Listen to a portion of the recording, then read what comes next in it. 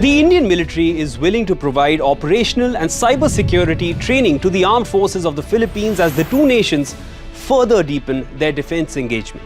The BrahMos missile deal removed any doubt that India-Philippines ties are certainly on sturdy ground. But while Philippines has long been an ally of the US, why did it look towards India for its defense requirements? How do the two nations benefit from each other? And why has the US been ousted from the equation? Let's dive deep. Early in 2022, the Philippines inked a deal to purchase India's BrahMos missiles for $375 million. They purchased the shore-based variant of the BrahMos anti-ship missile. For the Philippines, the acquisition would help improve its coastal defense. The deal would help them guard themselves against China in the disputed South China Sea, or as the Philippines like to call it, the West Philippine Sea.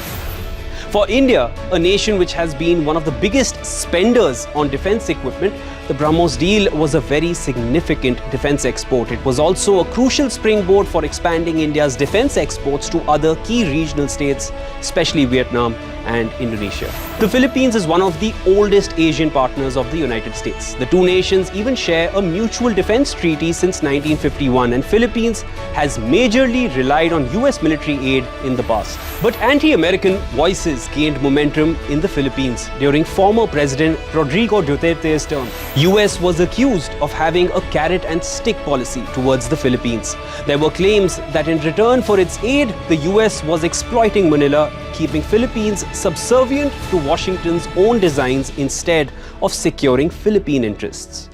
United States' inability to stop China from building its artificial islands undermined the Philippines' position in the South China Sea. The CIA allegedly helped in the escape of Michael Mering, an American treasure hunter, after he triggered an explosive device in his hotel room in Davao City and was being tried by Filipino forces. Other issues include Duterte's disdain for the American immigration system, America's criticism for the Philippines' war on drugs. One of Duterte's key domestic priorities was also seen as a mark of constant disrespect. With several factors in place, Duterte, after taking Filipino presidency in 2016, decided to drift from the US and look at other nations for military aid.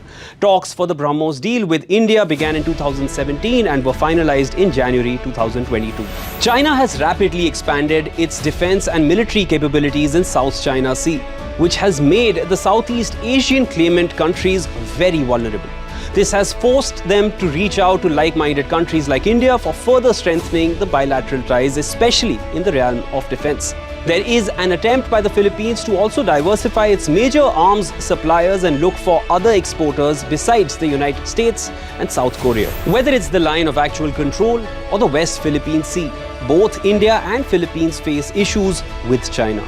The partnership between the two, which seems to have grown much sturdier with the BrahMos deal, is surely benefiting both nations against you know who. It's indeed a win-win situation.